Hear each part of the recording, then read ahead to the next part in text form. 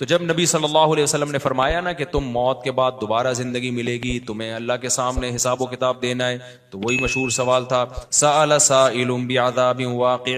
اللہ فرماتے ہیں یہ لوگ آپ سے پوچھتے ہیں وہ کب واقع ہوگا، جو عذاب واقع ہونے والا ہے اس کے بارے میں ایک سائل نے پوچھا۔ اللہ فرماتے ہیں واقع کب ہوگا یہ تو میں نہیں بتاؤں گا، میرا اصول ہی نہیں ہے کہ میں قیامت کا علم بتا دوں، لیکن اتنی بات ہے للکافرین لیس لہ دافع، جو بھی اللہ کا منکر ہے، اللہ کو نہیں مانتا، اللہ کے حکام کو فالو نہیں کرتا، جب وہ عذاب آئے گا تو دنیا کی کوئی طاقت اس عذاب سے ان کو بچا نہیں سکے گی۔ تعرج الملائکۃ والروح الیہ فی یوم کان مقدارہ 50,000 سنہ، 50,000 سال کا ایک دن ہوگا۔ کہیں 1,000 سال اللہ نے ذکر کیا میدان حشر کے بارے میں، کہیں 50,000 سال۔ تو علماء نے بیان کیا یہ لوگوں کے حالات کے حساب سے ہوگا۔ یہ ٹائم کے جو یونٹ ہے نا یہ ہر ایک کے حق میں مختلف ہوتے ہیں۔ دیکھو جب ہم پیدا ہوئے تو ہم کائنات کو بننے کے اربوں سال کے بعد پیدا ہوئے ہوں گے نا، تو کیا ہمیں انتظار کرنا پڑا؟ بولو نا کیا ہو گیا؟ اگر ہمیں اللہ انتظار کرواتا، ابھی تم عالم ارواح میں ہو، 1 ارب سال کے بعد تمہارا نمبر آئے گا، تو میں تو بوریت سے مر چکا ہوتا۔ کیا خیال ہے بھائی؟ جہاں فلائٹ 1 گھنٹہ لیٹ ہو جائے انتظار میں آدمی ٹینشن میں چلا جاتا ہے، لیکن ہم تو جب آئے تو ہمیں تو لگا کہ کائنات کی ابتدا آج سے ہو رہی ہے جب ہم نے ہوش سنبھالا، کیونکہ ہمارے وہ یونٹ جو تھے نا، جو وقت کی اکائیاں ہیں، وہ ہمارے حق میں اسٹارٹ ہی نہیں ہوئی تھی۔ تو اسی طرح مرنے کے بعد جو مردے کے لیے جو ٹائم کے یونٹ ہے نا وہ چینج ہوتے ہیں، ورنہ جو مردہ بیچارہ 20,000 سال پہلے دفن ہوا ہے وہ تو قبر میں کوئی عذاب نہ بھی ہو رہا، وہ تو پڑے پڑے ہی بور ہو گیا ہوگا کہ اللہ قیامت لے آ، میں تو ٹینشن میں آ گیا ہوں، 20,000 سال ہو گئے مجھے۔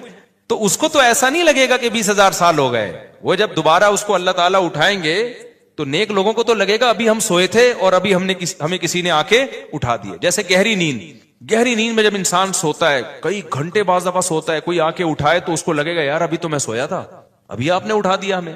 تو سوتے ہوئے آدمی کے ٹائم کے یونٹ الگ ہوتے ہیں، مرنے کے بعد کے ٹائم کے یونٹ الگ ہوتے ہیں، عالم ارواح کے الگ تھے۔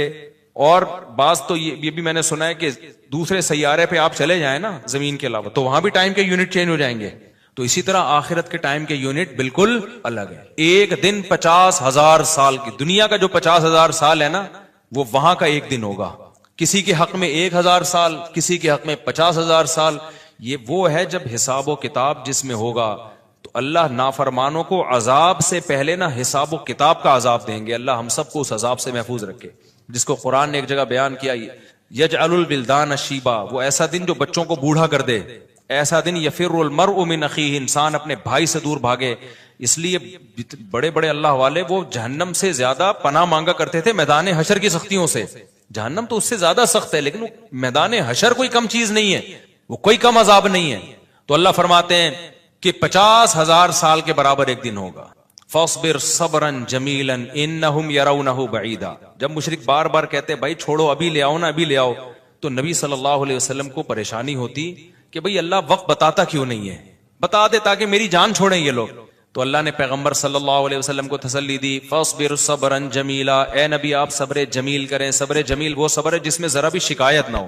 انہم یرونہ بعیدا، اے نبی یہ لوگ سمجھتے ہیں اس کے آنے میں بہت ٹائم ہے، لاکھوں کروڑوں سال ہیں، ونراہ قریبا، جبکہ ہم دیکھ رہے ہیں بس آنے والی ہے۔ کیوں؟ جب آپ مر گئے نا، ابھی دیکھو ہو سکتا ہے 1,000 سال باقی ہوں قیامت آنے میں، ہو سکتا ہے 20,000 سال باقی ہوں، لیکن ہمارے مرنے کے بعد ہمیں نہیں لگے گا 20,000 سال، ہمیں تو ایسا لگے گا ابھی ہم مرے تھے اور اتنی جلدی اللہ نے قیامت قائم کر لی۔ تو ہمیں تو اپنی موت کے حساب سے چلنا ہے بھائی، ہمیں کیا پتا کہ ہمیں کیا کرنا ہے اس سے کہ 50,000 سال بعد قیامت آئے یا 1 کروڑ سال بعد آئے۔ جب ہم مر گئے تو ہماری قیامت واقع ہو گئی ہے، ٹائم کے یونٹ ہمارے حق میں چینج ہو جائیں گے۔ تو اس لیے اللہ کہتے ہیں انہم یرونہ بعیدا، اے نبی یہ سمجھتے ہیں بہت بعد میں آئے گی قیامت، ونراہ قریبا، ہم تو دیکھ رہے ہیں کب ہے، بالکل قریب ہے، تو زیادہ ٹائم نہیں ہے۔ یوم تکون السماء کالمہل، اللہ فرماتے ہیں جس دن آسمان تیل کی تلچھٹ کی طرح ہو جائے گا، ایسے پگھل جائے گا آسمان، اتنی بڑی تباہی آنے والی ہے اس کائنات پہ۔ حدیث میں آتا ہے رسول اللہ صلی اللہ علیہ وسلم نے ارشاد فرمایا کہ جب جنتی جنت میں چلے جائیں گے اور اہل جہنم جہنم کی آگ میں چلے جائیں گے، اللہ ہم سب کو بچائے، تو جو جنتیوں کے جو ریلیٹیوز ہوں گے، چاہے وہ رشتہ داری کا تعلق ہو، دوستی یاری کا تعلق ہو، ان جنتیوں کو اپنے وہ جو دوست احباب ہے نا، جب وہ دیکھیں گے کہ جنت میں وہ مارکیٹ سے کیا ہیں، شارٹ ہیں، دنیا میں تو ملا، پہلے تو ان کو اپنی فکر ہوگی کہ ہم کسی طرح جنت میں چلے جائیں، شروع میں تو حالت یہ ہوگی یوم یفر المرء من اخیہ وامہ وابیہ وصاحبتہ وبنیہ، وہ دن جس دن انسان اپنے باپ سے دور بھاگے گا، اپنی ماں سے دور بھاگے گا.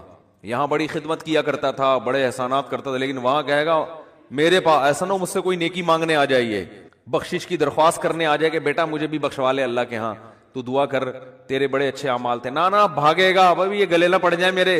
اللہ کہے گا تو خود ہی تیرے لیے مشکل ہو رہی ہے، تو ایک اور بوجھ ہمارے ہم جو ہے نا ایک اور بوجھ تو ڈال رہا ہے اپنے اوپر، ایک اور بوجھ لے رہا ہے.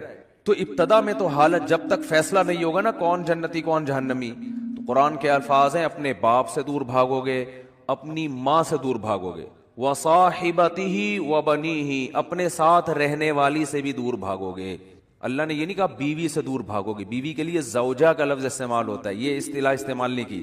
دیکھو ابا کو اللہ نے ابا کہا، اماں کو اللہ نے اماں کہا، تو بیوی کو بیوی کہنا چاہیے نا.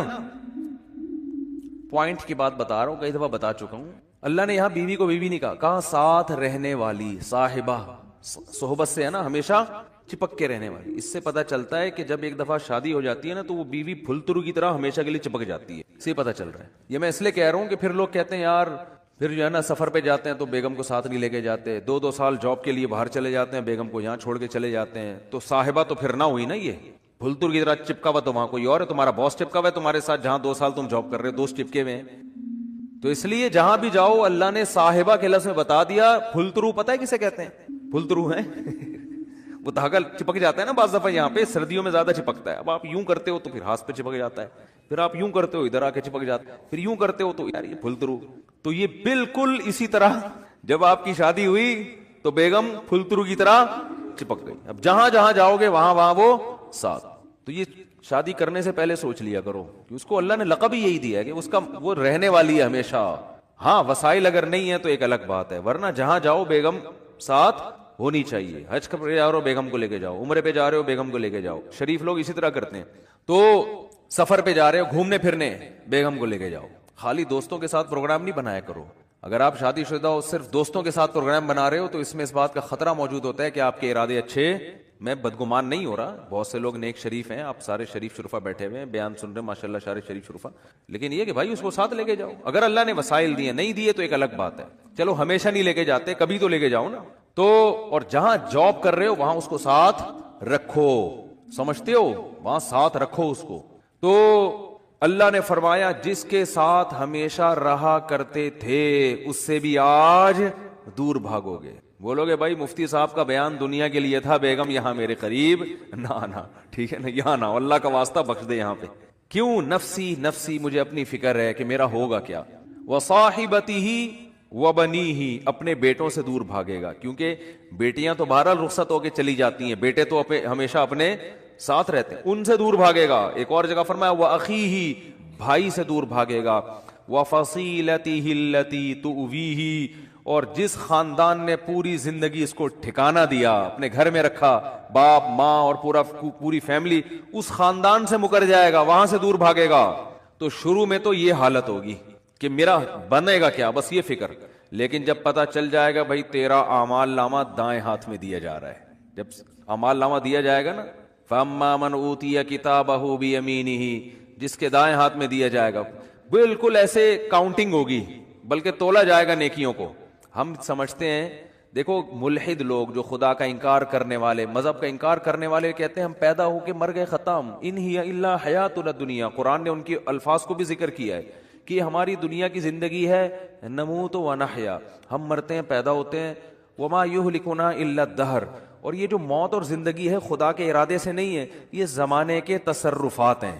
زمانہ ہے جو مارتا بھی ہے. ایک آدمی ٹرک کے نیچے آ کے مر گیا تو اس لیے تھوڑی اللہ نے مارا ہے، تو ٹرک کے نیچے آیا ہے نا، تو جو بھی چیز ٹرک کے نیچے آئے گی وہ تو مرے گی. وہ یہ بات کرتے ہیں. بہت مشکل ہے بھائی دیکھو ایگزامینیشن ہال میں اگر آپ بیٹھے ہوئے ہو تو ٹائم ختم ہوتا ہے، آپ کو کمرے سے باہر نکالا جاتا ہے، کیونکہ اب امتحان کا ٹائم کیا ہو گیا، ختم. ایک باقاعدہ ارادے کے تحت ایک کام ہوتا ہے نا، تو اس سے پتہ چلتا ہے یہ ایگزامینیشن ہال ہے، بعد میں رزلٹ اناؤنس ہوگا. لیکن آپ بیٹھے ہوئے ایک دم دھماکہ ہوا اور پوری ایگزامینیشن ہال کی دیواریں اڑ گئی اور آپ دھڑ دھڑ دھڑ جا کے باہر آ کے گرے، تو آپ کہو گے نکالا نہیں گیا، خود بخود نکلے ہم کسی ارادے کے تحت نکالا نہیں گیا ہے. یہ تو ویسے ایک اتفاق ہو گیا کہ دھماکہ ہو گیا, چھتی غائب ہو گئی تو ہم نکل گئے, خود ہی میدان ہی بن گیا یہ. تو ملحد یہی دلیل, یہی بات کرتا ہے کہ یار یہ کوئی ارادے کے تحت تھوڑی ہمیں دنیا میں نہ لایا جاتا ہے ارادے کے ساتھ اور نہ نکالا جاتا ہے. دنیا میں آنا بھی ایک اتفاقی حادثہ ہے, ایک سائنٹیفک حقیقت ہے, اور دنیا سے نکلنا بھی کیا ہے, ایک سائنٹیفک حقیقت ہے. کوئی جا رہا ہوتا ہے باہر, ٹرک والا آیا کچل کے چلا گیا تو کوئی حساب کتاب نہیں, وہ ٹرک نے کچل دیا تو مر گئے, ختم, اور مر کے مٹی ہو گئے, ختم. اب اس مٹی میں پودے اگاؤ, آپ اس کو کھاد کے طور پہ استعمال کرو, بس. تو یہ بات ہمیشہ سے ملحد لوگ کہا کرتے تھے, ان ہی الا حیاتنا الدنیا, یہ صرف ایک دنیا کی زندگی ہے, اس کے بعد کوئی زندگی دوبارہ نہیں ہے. نموت و نحیا, یہاں اتفاق سے پیدا ہو رہے ہیں اور اتفاق سے ختم ہو رہے ہیں. وما یہلکنا الا الدہر, زمانہ ہمیں مارتا ہے. کوئی کرنٹ سے مر گیا تو اللہ نے تھوڑی مارا ہے, وہ کہتے ہیں یہ تو کئی ایسی والوں کی غفلت ہے. اب بجلی کا تار نکلا ہوا ہے, اس نے انگلی لگا دی تو چپک گئے, اور جو ان کو بچانے کے لیے جاتا ہے تو وہ درمیان والا بچ جاتا ہے, بچانے والا کیا وہ سارا کرنٹ ادھر ٹرانسفر کر دیتا ہے, کہہ رہے پارسل کا خاص انتظام ہے نا.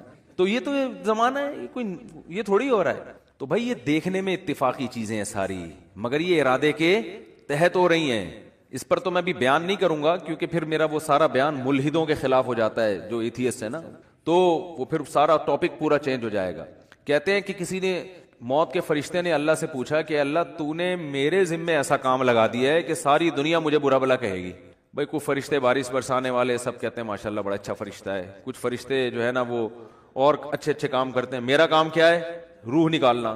تو اللہ میرا تو نے کام ایسا لگایا ہے, یہ ایسی کتابوں میں لکھا ہے, کوئی مستند ہے یا نہیں ہے مجھے نہیں پتا, لیکن اس کا جو مضمون ہے نا وہ بالکل ٹھیک ہے کہ اللہ میرے ذمے کام ایسا لگا ہے بندوں کو مارنا. تو جب بھی میرا نام آئے گا پبلک کے سامنے, لوگوں کے اچھے جذبات نہیں ہوں گے. موت کا فرشتہ ہے بھائی, ایک دم سن کے غصہ آتا ہے نا, تو ہے کیوں کہتے ہیں لوگ, جب بھی آئے گا موت کا فرشتہ تو کوئی دوستی لگانا چاہے گا اس سے. دیکھو یہاں ہمیں پتہ چل جائے یہ فرشتہ ہے جو بادلوں کو دھکیلتا ہے, ہواؤں کو چلاتا ہے.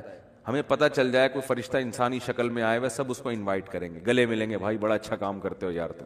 لیکن پتہ چل جائے یہاں موت کا فرشتہ بیٹھا ہوا ہے, تو موت کے فرشتے نے کہا اللہ تو نے میرے ذمے ایسا کام لگا دیا. تو کہتے ہیں اللہ میاں نے فرمایا کہ دیکھ تیرے ذمے کام تو لگایا لیکن بلی تیرے اوپر نہیں آئے گی, بلی ٹرک والے پہ آئے گی. ٹھیک ہے, بلی آئے گی KESC والوں پہ, کہ جب بجلی نہیں تھی ایک دم اچانک چھوڑ دی, ٹھیک ہے نا, اور اپنے ہی بندے ان کے گر رہے ہوتے ہیں زیادہ تر.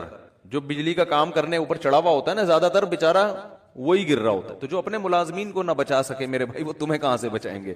تو اللہ نے فرمایا کہ اس طریقے سے لوگوں کو موت دوں گا, کوئی نہ کوئی اس کا ظاہری سبب ہوگا, وہ سبب ہوگا, لوگ اس سبب کی طرف نسبت کریں گے. یہ کرونا سے مرا ہے, لوگ یہ تھوڑی دیکھیں کہ کرونا لانے والا کون ہے, اللہ ہے.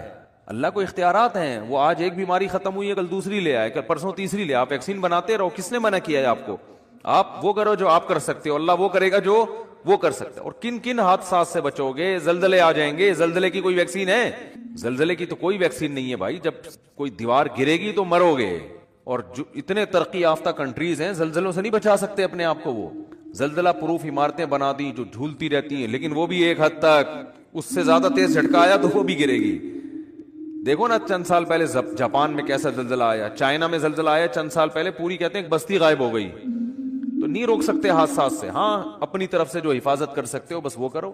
تو اللہ فرماتے ہیں کہ قیامت کے دن یہ جو ہے نا ایسا نہیں ہے کہ تم یہ سمجھتے ہو کہ سب خود بخود ہو رہا ہے. ایک ایک چیز کا, مالی ھذا الکتاب لا یغادر صغیرۃ ولا کبیرۃ الا احصاها. قرآن کہتا ہے جب تم اپنا اعمال نامہ دیکھو گے نا تو یہ نہیں کہو گے کہ یہ اس نے میری زندگی کا, اس نے جو ہے نا صحیح رزلٹ اناؤنس کیا ہے, بالکل صحیح. دیکھو آپ نے اگر امتحان میں اچھا پرچہ نہیں کیا ہوتا تو جو آپ کو توقع ہوتی ہے اسی کے حساب سے جب نمبر مل جائیں تو آپ کو تعجب نہیں ہوتا. آپ کو تو یار مجھے لگ رہا تھا کہ